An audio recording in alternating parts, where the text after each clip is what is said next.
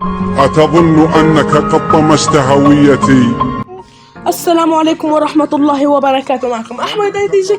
طبعا يا شباب اليوم زي ما شبهتوا في عنوان الفيديو، علاش ما عمل سلسلة أسئلة المتابعين. طبعا يا شباب السؤال أو بالأحرى الجواب شوي محرج. أنا عملتها وبس ما جاب تفاهم. نزلت في المنشور راح أعمل سلسلة المتابعين، ويعني بدنا أنتم لازم نبيكم تكتبوا لي باهي وعملتها، بس جوني 3 أسئلات ويلا خلي ردوا عليهم 3 ما وبس. أو خلينا نحكي لكم قصة الأول. القصة إن أنا ما جانيش دعم، يعني 3 يعني أسئلة بس، هذا شيء سيء ولاش مش أكتر. شيء سيء هيك يا شباب. 3 أسئلة بس، يعني 3 أسئلة يعني كيف ما يعني عيب. يعني بتجي تدير فيديو على أسئلة متابعين وبتاخد 3 أسئلة بس، عيب. فيعني توا هذه هي المشكلة، وتوا حنجاوب عليه 3 أسئلة ما بسرعة وخلي نطفوا الفيديو لاني مكتئب كتير علشان الدعم منخفض، ويلا نجاوبوا عليهم. اول سؤال، ليش فتحت القناة وعلاش؟ بسبب فلوس ولا شيء تاني؟ اتمنى ترد. قال لي اوكي. مفتاح القناة طبعا شباب ابن خالتي ودعمني طبعا كتير، دعمني كتير يعني ما شاء الله. في الأوائل الأخيرة وقت خلاص بنخش 300 دعمني كتير. اوكي خير ردوا علي جوابك يا ابن خالتي. علاش فتحت؟ على سبب على خط علشان فلوس او شيء.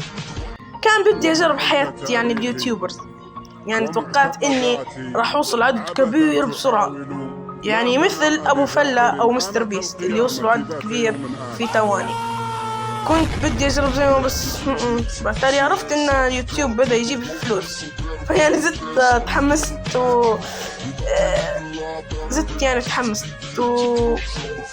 يعني فتحتها يعني عشان نزوز، عشان بدي مثلا اسوي فلوجات وايامي وجيمنج. عشان جيمنج انا بحب طبعا شباب الجيمنج كتير، حتى اللي ما بيعرفني ان انا بحب الجيمنج قناتي هي على الجيمنج اكتر من الاشياء العادية. اوكي يلا السؤال الثاني. السؤال اللي بعده، تنت من وين؟ انا عارف ان انت تبي تكتب انت، لان يومها صارت لي كتبت لي واحد تت ايش تقصد. كنت بدي اكتب لشخص انت ايش تقصد، كتبت له تت ايش تقصد. شوفوا يا شباب حرف التاء المربوطة تحت الألف. اوكي يلا خير ردوا عليه. انت من اي بلد على ما اظن، او انت قال لي من وين؟ انا من ليبيا، تحديدا في طرابلس. تحديدا في طرابلس. يلا للسؤال اللي بعده. طب يا شباب هذا أكتر سؤال كان بدي أرد عليه، لأنه مش هو بس كان بده يسألني، حتى رسائل جتني على الواتساب من أقربائي اللي بيشوفوا في قناتي. فيعني يلا راح نردوا عليه وراح تعرفوا ليش. يلا اوكي. هذا شخص قال لي ليه ما نزلت فيديو كيف ننزل GTA سان أندريس من رقم ان الفيديو اللي وعدنا لو وصل 10 لايك نزله، وهو وصل اكثر. اذا تحتاج مساعدة كلمني انستا. اوكي طبعا شباب شكرا لي هذا الشخص، بدي اياكم تدعموه في يوتيوب. اوكي يلا راح نحكوا قصة GTA. القصة ان انا نزلت الفيديو شباب، والله يا شباب نزلت الفيديو كيف ان ننزل GTA سان أندريس عن طريقة هذا البرنامج اللي اسمه هابي مود، وعن طريقة الجوجل. بس مسحوه شركة اليوتيوب. بس ان شاء الله راح انزل فيديو تاني وبدون مخالفة لقواعد اليوتيوب او الارشادات بتاع اليوتيوب ان شاء الله. طبعا يا شباب اسهل طريقة ان راح تخش على بايو القناة زي هيك، راح تخش على رابط القناة وراح تلقى كتير من الروابط. انت راح تختار تنزيل GTA سان أندريس، وبالاحرى لعبة ايام الطيبين. اوكي راح تنزلها وتستمتع بجي تي سان أندريس. اوكي هنا وصلنا طبعا شباب نهاية المقطع، بس بدي اقول شيء.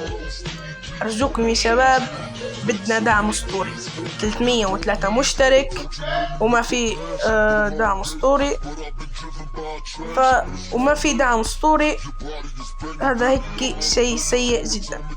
بدي دعم اسطوري يا شباب ارجوكم، عشان نعودوا سلسلة المتابعين، او بروا اكتبوا لي في سلسلة المتابعين هي نفسها ايش بدكم اجاوب او ارد عليكم وبس. فيديو محرج كتير لأنه ما في كتير تفاعل. شكرا، السلام عليكم.